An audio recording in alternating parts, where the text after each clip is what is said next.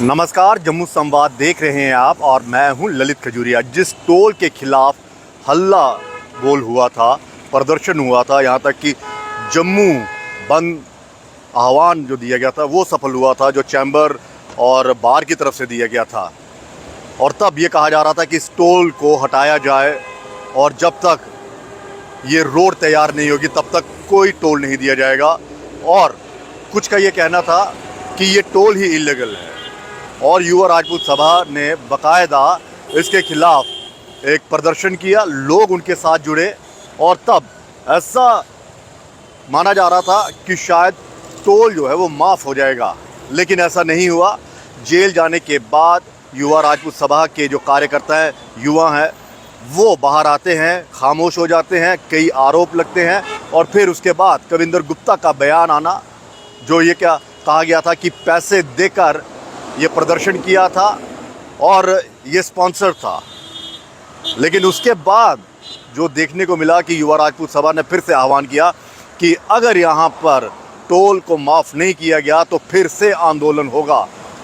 और अपनी press conference में उन्होंने ये भी बताया था कि किस तरह से अजीत सिंह, जो कि ट्रांसपोर्ट यूनियन के प्रधान हैं, उन्होंने बाकायदा उनके साथ बातचीत की और डिवकॉम के साथ मुलाकात होने के बाद जो ट्रांसपोर्टर से बंद का आह्वान किया था उसे उन्होंने स्थगित कर दिया और कहा जा रहा था कोई फैसला लिया जाएगा। लेकिन तब से लेकर आज तक किसी तरह का कोई फैसला नहीं हुआ है।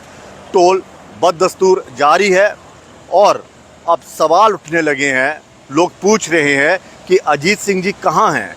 कहाँ हैं वो अजीत सिंह जिन्होंने बड़ी बड़ी बातें की थी? कहाँ हैं वो अजीत सिंह जी जिन्होंने कहा था कि टोल के ऊपर अब बहुत जल्द फैसला आने वाला है, इसीलिए हमने हड़ताल जो है वो स्थगित कर दी है? कहीं वो दिल्ली तो नहीं चले गए? क्या भारतीय जनता पार्टी के उन तमाम नेताओं से बातचीत करने गए हैं क्या? तो अजीत सिंह को दुनिया ढूंढ रही है, जम्मू के भी लोग ढूंढ रहे हैं कि अजीत सिंह जी कहाँ हैं आप, और क्या ये आपने माफ़ करवा दिया, या फिर जो हम बार बार कह रहे थे कि सरकार की तरफ से क्या अजीत सिंह को प्लांट किया गया था इस आंदोलन को कुंद करने के लिए, इस प्रदर्शन को दबाने के लिए, बंद करवाने के लिए, कि जाइए आप युवा राजपूत सभा से बातचीत करिए, उन्हें अपने विश्वास में लीजिए और फिर बातचीत होगी तो हम आश्वासन देंगे। तो क्या अजीत सिंह ने युवा राजपूत सभा और जम्मू के डोगरों और जम्मू के अवाम के साथ छल किया है, विश्वासघात किया है और एक बाकायदा एक कॉन्स्पिरेसी ऐसी रची गई थी कि राजपूत सभा और डोगरा जो इनके साथ जुड़े थे आंदोलन में, उनको अपने विश्वास में लेकर इसे यहाँ पर दबा दिया जाए, और शायद हुआ भी वही। और कविंदर गुप्ता का ये बयान देना कि ये स्पॉन्सर था, कई नेता जो कार्यकर्ता हैं वो भारतीय जनता पार्टी के कार्यकर्ता हैं, तो क्या ये भारतीय जनता पार्टी की एक साजिश थी?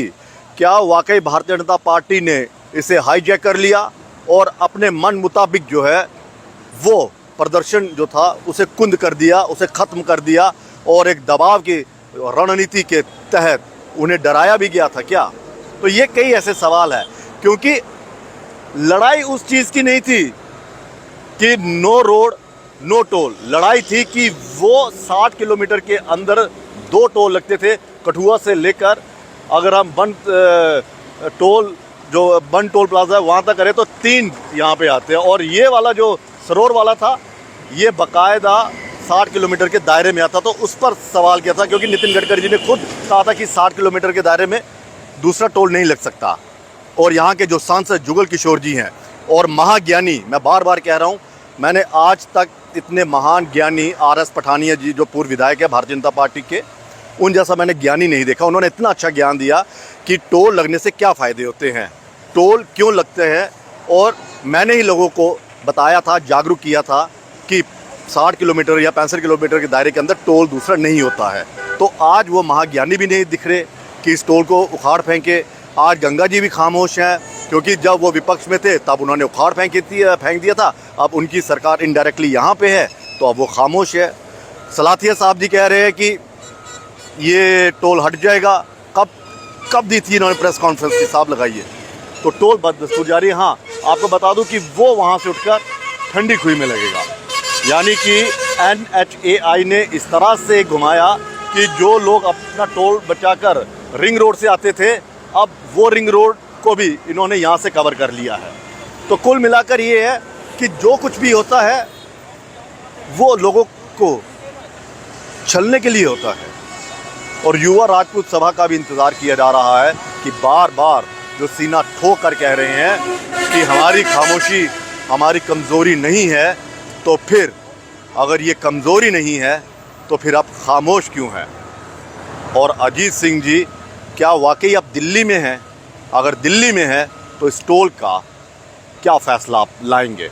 और रविंदर रैना जी जो बार बार ये कह रहे हैं कि ये हमारे लोग हैं, हमारे लोग हैं, तो क्या ये मान लिया जाए कि आपने अजीत सिंह जी को यहाँ पर इसीलिए पेश किया कि वो आपके लोग थे और युवा राजपूत सभा में भी कुछ लोग आपके थे, तो आपने मिलकर इस आंदोलन को ख़त्म कर दिया?